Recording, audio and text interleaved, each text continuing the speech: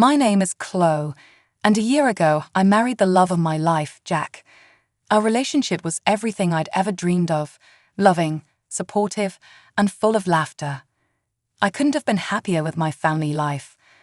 I worked as an accountant, mostly from home, and it was a job I enjoyed. However, there was more to my professional life than met the eye. Jack ran his own car parts business, which kept him busy but allowed us plenty of time together. We loved spending our free time with each other, often attending parties with Jack's large circle of friends, colleagues, and business partners. I always looked forward to these gatherings, relishing the chance to socialize and be part of Jack's world. One sunny Saturday morning, as I sat at our kitchen table sipping coffee and checking emails, Jack came in grinning from ear to ear. "Hey, beautiful," he said, planting a kiss on my cheek. "Mike's throwing a barbecue at his place. Thought we could head over, have a few drinks, catch up with everyone. You up for it?" "Sounds perfect," I replied, already looking forward to the evening. We arrived at Mike's house around 7:00 p.m., the smell of grilled meat and the sound of laughter filling the air. As we made our way through the crowd, I noticed a striking blonde woman I'd never seen before. She was talking animatedly with a group of people, her laughter carrying across the yard. "Who's that?" I asked Jack, nodding in her direction. His face tightened almost imperceptibly. "That's Vanessa, my ex-girlfriend," he said. Before I could respond, Mike spotted us and waved us over. "Jack, Chloe, glad you could make it. Come on, let me introduce you to everyone." As we approached the group, Vanessa's eyes locked onto us. Her smile widened, but it didn't reach her eyes. Well, she said, her voice dripping with false sweetness. "If it isn't Jack and his wife." The way she said wife made it sound like a dirty word. I forced a smile, determined not to let her get to me. "Nice to meet you, Vanessa," I said, extending my hand. "I'm Chloe." She looked at my hand as if it were covered in dirt, then turned back to Jack. "Jackie, darling, it's been too long. You must tell me all about what you've been up to." I bristled at her use of the pet name, but Jack smoothly intervened. "It's good to see you, Vanessa. Chloe and I have been great. How about you? Still working at your dad's company?" Vanessa's smile faltered for a moment. "Oh, you know me. I like to keep my options open. Unlike some people, I'm not tied down." The conversation continued in this vein for what felt like hours, with Vanessa making thinly veiled jabs at me while fawning over Jack. I did my best to stay calm and collected, but by the end of the night, I was exhausted. In the weeks following that first encounter with Vanessa, I noticed her appearing more frequently at our social gatherings. Each time, she seemed to go out of her way to make me feel uncomfortable and out of place. One Friday evening, we were at a dinner party hosted by one of Jack's business associates. I was chatting with a few of the wives when Vanessa sauntered over, champagne flute in hand. "Oh, Chloe," she said, her voice sickeningly sweet. "That's an interesting outfit. I didn't realize the librarian look was back in style." I glanced down at my knee-length skirt and blouse, feeling suddenly self-conscious. "I think it's appropriate for a dinner party," I replied, trying to keep my voice steady. Vanessa laughed, a sound like tinkling glass. "Of course you do, sweetie. Not everyone can pull off haute couture like me." I bit my tongue, resisting the urge to point out that her dress looked more suitable for a nightclub than a dinner party. Instead, I excused myself and went to find Jack. As the weeks went by, Vanessa's behavior became increasingly bold. She started posting photos from our gatherings on social media, always making sure to crop me out or block my face. The captions were thinly veiled insults about my appearance or personality. One day, while scrolling through my feed, I came across a particularly nasty post. Vanessa had uploaded a photo of herself next to an unflattering picture of me. The caption read, "Who do you think is a better match for Jack? Vote in the comments." I felt my cheeks burn with anger and humiliation as I read through the comments, most of which were in Vanessa's favor. At the end of the post, she had added, "Looks like the people have spoken. Jack must be a complete fool to have chosen plain Jane over a beauty like me." That evening, when Jack got home from work, I decided to confront him about the situation. "Jack, we need to talk about Vanessa," I said as he walked through the door. He sighed, loosening his tie. "What's she done now?" I showed him the post on my phone. His face darkened as he scrolled through it. "This is unacceptable," he muttered. "I'll talk to her. Tell her to take it down." "That's not enough," I said, my voice shaking slightly. "I want you to tell her to stay away from us. I don't want her at our parties anymore." Jack ran a hand through his hair, looking uncomfortable. "Chloe, I can't do that," she said at 5:48. "She's the daughter of an important business partner. I can't just ban her from social events." "So what? I'm just supposed to put up with her bullying me?" I asked, my voice rising. "Of course not," Jack said, pulling me into a hug. "Look, I'll talk to her, make it clear that this behavior isn't okay. But you have to understand I can't completely cut her out without risking my business relationships." I pulled away from him, frustration building inside me. "And what about our relationship, Jack? Doesn't that matter?" "Of course it does," he said, looking hurt. "You know you're the only one I love. The past is in the past. I chose you, remember?" His words should have comforted me, but I couldn't shake the feeling that this was only the beginning of our problems. As I went to bed that night, I couldn't help but wonder, was our perfect life starting to crack at the seams? As the weeks passed, Vanessa's behavior became increasingly brazen. At every party or gathering, she seemed to make it her mission to get under my skin and closer to Jack.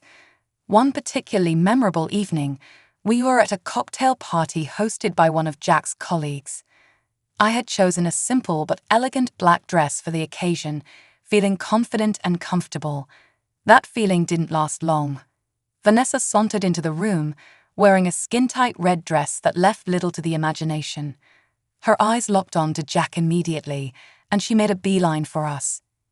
"Jack, darling," she said, completely ignoring my presence, "you look absolutely dashing tonight." Before either of us could respond, she placed her hand on Jack's arm, stroking it lightly. "Care to dance with me for old time's sake?" I felt my blood begin to boil, but Jack smoothly extricated himself from her grasp.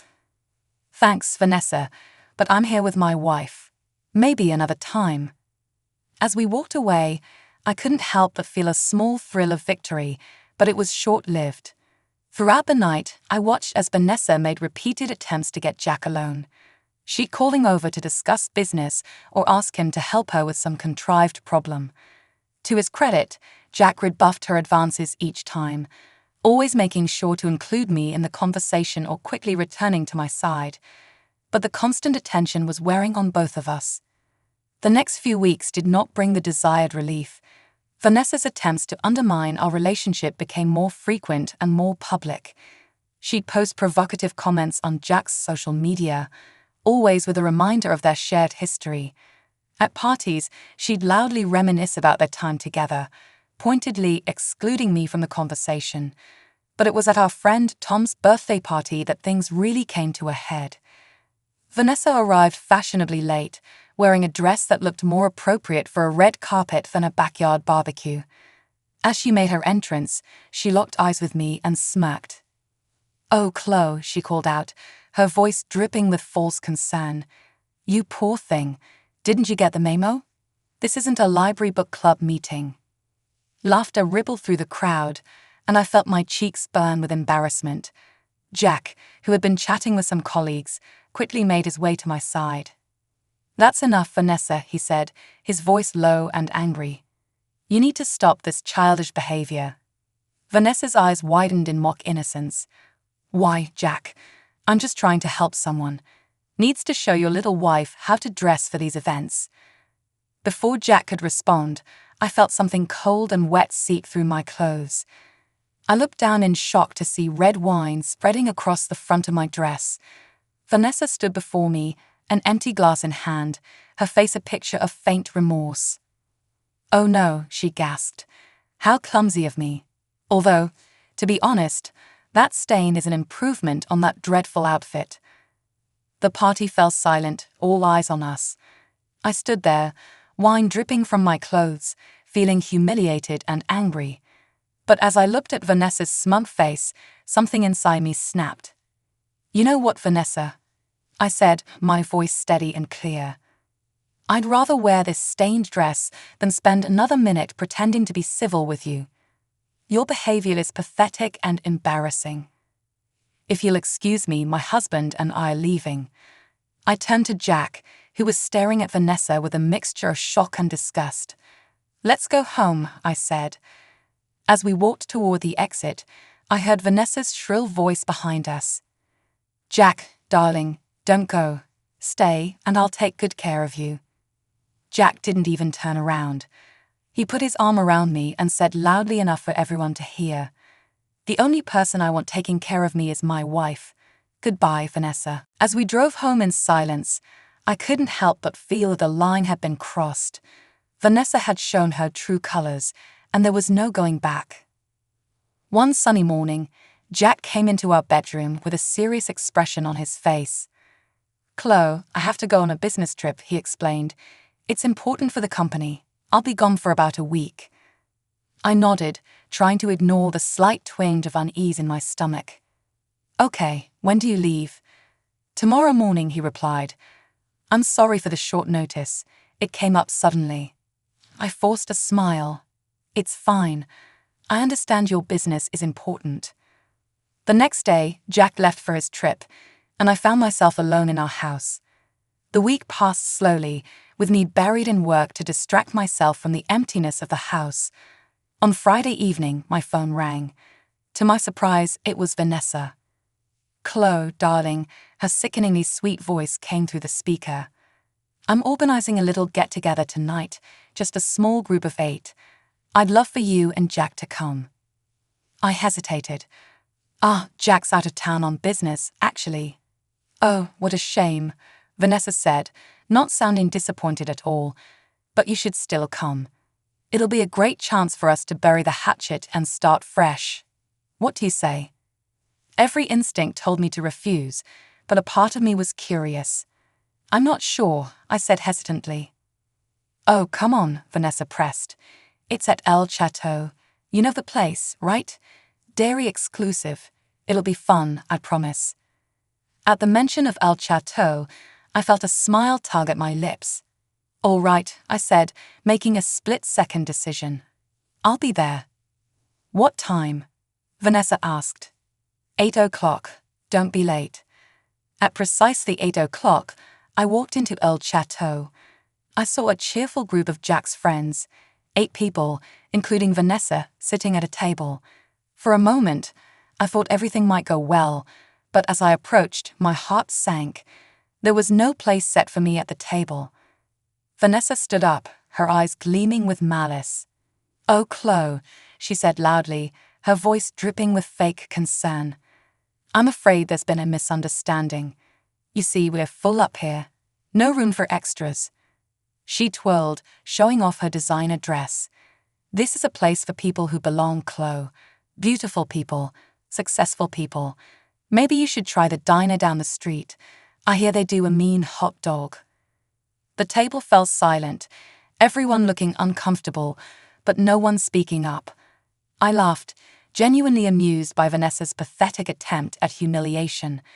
Then I turned and called out, "Excuse me, could I speak to the restaurant manager, please?" The restaurant manager approached our table, his demeanor professional and courteous. "Is there a problem here?" he asked, looking between Vanessa and me. Before Vanessa could speak, I smiled at the manager. "No problem at all. I was just wondering if I could join this lovely group for dinner." The manager smiled kindly at me. "Of course, madam. Let me get you a comfortable chair right away." As he hurried off, Vanessa's face contorted with rage. "Excuse me, I booked this table for 8 people. She wasn't invited, and there's no room for her here." The manager returned with a plush chair, placing it at the table. "I apologize for the confusion, but Madam has the right to sit at any table she wishes. She is, after all, the owner of El Chateau." A collective gasp went around the table. Vanessa's mouth opened and closed like a fish out of water, while Jack's friends looked at me in disbelief. One of them, Tom, spoke up. "But Chloe, I thought you were an accountant. That's how Jack introduced you to us." I smiled, shrugging my shoulders modestly. "I am an accountant. I do the books for my restaurant. I've never been one to show off my wealth. I prefer to judge people by their character, not their bank account." Vanessa's face turned a deep shade of red, a mix of embarrassment and anger. The atmosphere at the table shifted dramatically. Jack's friends, who had been silent during Vanessa's tirade, now fell over themselves to invite me to join them. "Chloe, please sit with us. We'd love to hear more about your restaurant. I can't believe we never knew this about you." I held up a hand, smiling gently. "Thank you all for the invitation, but I think I'll decline. I just wanted to stop by and say hello." I turned to the manager. "Please make sure my husband's friends are well taken care of. The bill is on me tonight." As I prepared to leave, I couldn't help but add, "And Vanessa, there's a lovely diner down the street. I hear they do a mean hot dog. You might want to try it sometime." With that, I left the restaurant, leaving behind a stunned silence and a thoroughly humiliated Vanessa. When Jack returned from his business trip a few days later, I told him about the incident over dinner. "You should have seen her face, Jack," I said, laughing. "I don't think I've ever seen anyone turn that shade of red." Jack shook his head, chuckling. "I can't believe she thought she'd embarrass you like that. You handled it perfectly, Chloe." As we finished our meal, I felt a sense of contentment wash over me. Vanessa's attempt to humiliate me had backfired spectacularly, and in the process, it had brought Jack and me closer together. Several weeks flew by after the incident at El Chateau. Life had settled into a comfortable rhythm, and the memory of Vanessa's humiliation had faded into an amusing anecdote Jack and I occasionally shared over dinner. One crisp autumn morning, as I was going through my emails, I noticed an intriguing message. It was an invitation to participate in the prestigious Entrepreneur of the Year award program, specifically in the Successful Entrepreneurial Debut category. My heart skipped a beat as I read the details. This was a significant recognition of my hard work and success with the restaurant. We decided to attend the event together. On the night of the awards, we dressed in our finest. Jack looked dashing in his tuxedo, and I chose an elegant, understated gown that made me feel confident and powerful. The venue was spectacular, filled with the city's most successful and influential people. As we mingled, I saw many familiar faces, friends, acquaintances, and several of Jack's business associates. The atmosphere was electric with anticipation and excitement. At one point, Jack excused himself to chat with some colleagues, leaving me by the champagne fountain. I was admiring the intricate ice sculpture when a familiar voice hissed in my ear. "What are you doing here?" I turned to find Vanessa glaring at me, her face twisted with anger and disbelief. "I was invited," I replied calmly, showing her my invitation. Vanessa's eyes narrowed. "This event is for the rich and successful people of this city, people like me and my father. You don't belong here, you upstart. How dare you try to infiltrate our world? Get out before you embarrass yourself." I remained calm, scanning the room until I spotted who I was looking for. With a smile, I waved to two distinguished-looking older gentlemen in impeccable suits who were engaged in conversation across the room. As they approached, Vanessa's tirade continued, but I ignored her, focusing on the men. When they reached us, I wrapped one of them in a warm embrace. "Dad, I'm so glad you could make it," I said, kissing his cheek. Turning to the other man, I extended my hand, which he shook warmly. "Mr. Thompson, it's wonderful to see you again." Vanessa's jaw dropped as she realized who the second man was. She turned to him, her voice shrill with disbelief. "Daddy, what are you doing? How can you possibly be friendly with this nobody? She's just an accountant who got lucky and is now pretending to be one of us. She doesn't belong in our world." Mr. Thompson's face flushed a deep red as he listened to his daughter's outburst. His eyes, usually calm and calculating, now blazed with fury. Silence. he thundered, causing Vanessa to flinch. He gestured towards my father.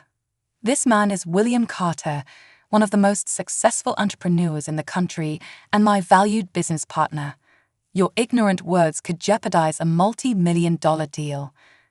Vanessa's eyes widened in shock, but instead of backing down, she doubled down on her tirade. "Then cancel the deal, Daddy. We don't need to do business with her family. They're beneath us." Mr. Thompson's face reddened with rage, red spots appearing on his cheeks and forehead. His voice rose to a shout, causing heads to turn throughout the ballroom. "That's enough. Your behavior is inexcusable." He jabbed a finger at Vanessa. "From this moment, you're cut off. No more allowance, no more credit cards, and that luxury apartment you're so fond of. Consider yourself evicted." Vanessa's mouth gaped open in disbelief as her father turned to us.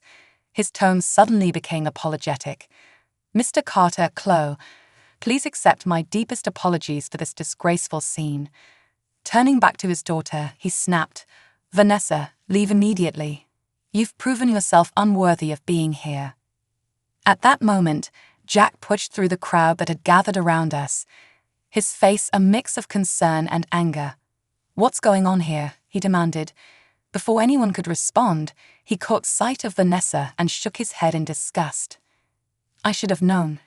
Now I remember exactly why I broke up with you, Vanessa. You never learned how to behave in polite society." Vanessa's composure finally cracked. Tears began to stream down her face, leaving trails of mascara in their wake. "Daddy, please," she sobbed, reaching for Mr. Thompson's arm. "I'm sorry. I didn't know. Please don't do this." But Mr. Thompson shrugged off her grasp. "I have business to discuss with my partners," he said coldly, turning his back on her. "Goodbye, Vanessa." As Mr. Thompson walked away with my father, Vanessa stood alone in the middle of the ballroom, her shoulders shaking with sobs, mascara streaking her cheeks. The crowd around us slowly dispersed, leaving her isolated in her humiliation. The rest of the evening passed in a blur. When it came time for the awards ceremony, I found myself walking onto the stage in a daze as my name was called for the Successful Entrepreneurial Debut category. As I accepted the award, I caught sight of my father and Jack in the audience. They were on their feet, applauding wildly, their faces beaming with pride. Their enthusiasm was infectious, and I felt a surge of joy and accomplishment wash over me. In the weeks following the awards ceremony, life settled into a new, pleasant rhythm. The golden statue found its place on our mantelpiece, a quiet reminder of that eventful night. Jack and I continued to attend parties with his friends and business associates without Vanessa's toxic presence. These gatherings became noticeably more enjoyable. The atmosphere was lighter, the conversations more genuine, and the laughter more frequent. One evening, as we were getting ready for another social event, Jack came up behind me as I was putting on my earrings. "You know," he said, wrapping his arms around my waist, "I've noticed how much more fun these parties have become lately." I smiled at him in the mirror. I was just thinking the same thing. It's amazing how one person's absence can change the entire dynamic. Jack nodded, his expression thoughtful. "Speaking of absence, have you heard anything about Vanessa lately?" I shook my head. "Not really. She seems to have vanished completely. Although, well, I overheard Tom talking to his wife at the last party. Apparently, there's a rumor going around that Mr. Thompson sent Vanessa to another state. Something about not wanting her to embarrass him or the family business anymore." Jack raised an eyebrow. "Wow, that's pretty drastic. But I can't say I'm surprised after her behavior at the awards ceremony." I turned to face him, adjusting his tie. "It's a shame, really, all that privilege, and she never learned to appreciate it or use it wisely." As we drove to the party, I reflected on how much my life had changed in the past year. From the challenges with Vanessa to the unexpected recognition of my business acumen, it had been a whirlwind of experiences. Yet through it all, my relationship with Jack had only grown stronger. And as for Vanessa, well, I genuinely hoped she'd find her way eventually. After all, everyone deserves a chance to grow and become a better version of themselves. Who knows? Maybe her fresh start in a new state would be just what she needed. For now, though, I was content to enjoy this moment, swaying in my husband's arms, surrounded by friends, grateful for the life we built together.